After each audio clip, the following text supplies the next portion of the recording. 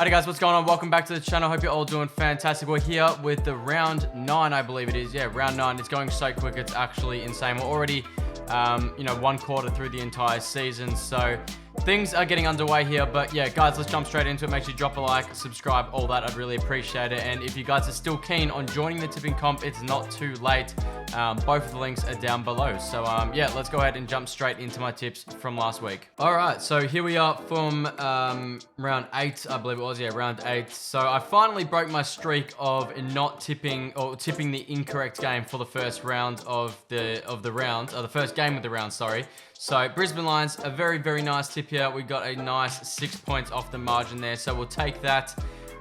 Next up, this was an easy round, as you guys can see, top 25% here, which is still pretty good, but for an 8 out of 9, I would say usually you'd be higher than top 25%, but we'll take it. Best round of the season so far, and it's a proven, and it's a step in the right direction. So, but yeah, next up for the first game on the Saturday, Richmond over the West Coast, easy dub there. Geelong over Adelaide was a close game for the most part. Geelong just snuck away there in that last 5 to 10 minutes of that game. It was a good tussle though for most of it.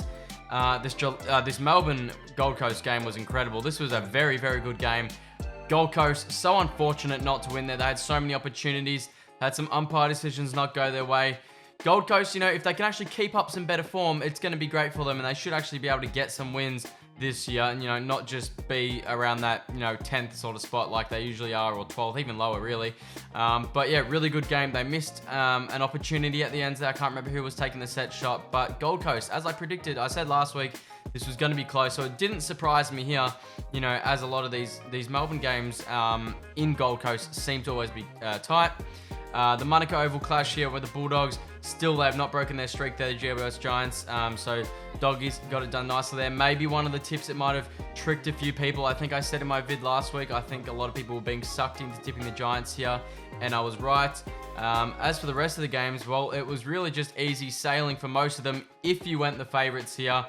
Freo easily got the job done. Where I came unstuck, and which unfortunately stopped me from getting a perfect round, was the Dons. I thought surely they get a win. They've been playing good, and for most of this game, Essendon were in front. So that's what makes it so frustrating for me tipping Essendon, because it would have been such a good, perfect round to tip if Essendon had won, because no one else went Essendon. Or I think it was 99% of people, or maybe not that much. It was like 90% of people went Port Adelaide. So it would have been a very good win if Essendon had won. It would have put me up in the tipping ranks quite a bit. Unfortunately, it wasn't to be. Very unfortunate for Essendon. They've had such a good month without getting wins. So, yeah, very, very unfortunate for the Dons. Pies got it done, obviously, here. Great game. I was at that. If you haven't seen the matchday vlog and you want to check it out, that is out on the channel. And then to end the season, or to end the round here, probably one of the worst games in AFL history, as a lot of people have been saying, or at least in the AFL here. I mean, this was just terrible. North Melbourne, 34 points. St Kilda, 64. And I think up to half-time, St Kilda only kicked 3 goals and North Melbourne less. So just an absolutely terrible game. But yeah, anyway, let's move on to round 9. All right, so starting off here on the Friday night, I do expect this to be a pretty close game here at the MCG, 7:20 p.m. The Tigers and the Cats usually put on a pretty good show. Geelong have won the last 3. Last year's round 22 game was a 3-point one. Obviously, Jack Henry, if you do remember, he kicked that goal-winning, kicked the goal-winning goal, or the match-winning goal. What am I saying? I'm absolutely just speaking rubbish right now. The match-winning goal. But yeah, anyway, the Cats, they're just in too good form. Unfortunately, as much as I do think it will be close, I'm only going to say the Cats get it done by...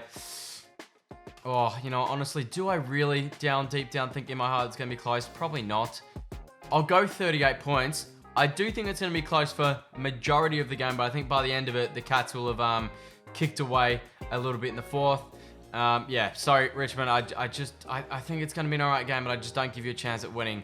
So, yeah, moving on. Alright, another game here, which you'd have to. Surely, if Gold Coast, are going to be any good this year, or better than rubbish, they've got to win this game. So I'm going to back them in. You give West Coast a chance here. They're only $3.50 odds here at their home ground, obviously. Haven't gotten a win since round 1. So you'd think they would be looking at this game and thinking that it's a genuine opportunity for them to win. So many injuries still, but I've got to back Gold Coast. I just have to. I'd feel bad not tipping them when realistically they deserve to be tipped here. So Gold Coast, I'll tip you, but this is seriously one of the games that you just can't guarantee for the Suns because they drop these games when they really shouldn't. So yeah, moving on here, this is probably going to be a close one, but I'm not even going to question it. I am going to go the Swans here at home at the absolutely horrendous ground of the MCG. I'm sorry, Sydney fans, but I cannot stand the SCG. It is a terrible ground to go to. In my opinion, for someone that's only been there once and, always at the MCG, but that's not even the point of this video. But because it is such a unique ground, I think it gives Sydney a huge advantage, as it does. It's a bit of a fortress there. Sydney, well, they've won only the last 2 out of the last 5, but they've been the most recent 2 games.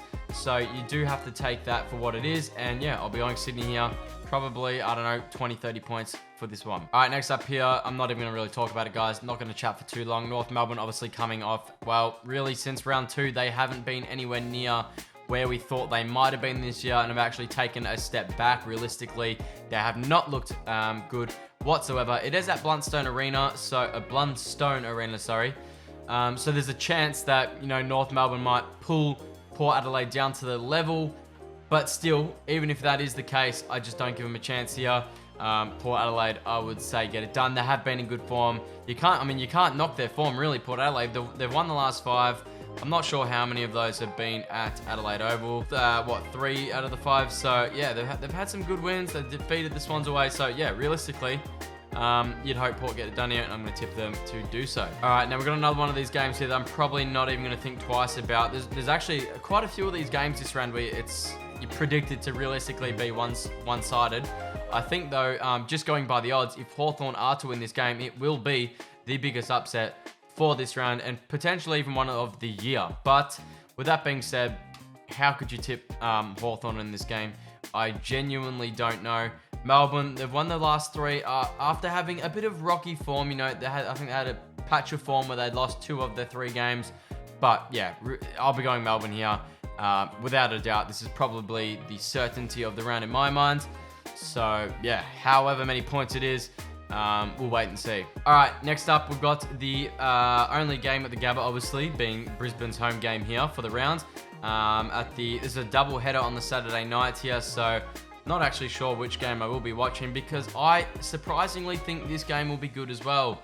Though the form isn't in Essendon's favour too much here, we're only winning 2 out of the last 5. They did win last year against the Lions at the Gabba, so that shouldn't be forgotten. If I do remember, I think Brisbane had a few injuries here, but so do Essendon at the moment. So I do think this is going to be sort of close.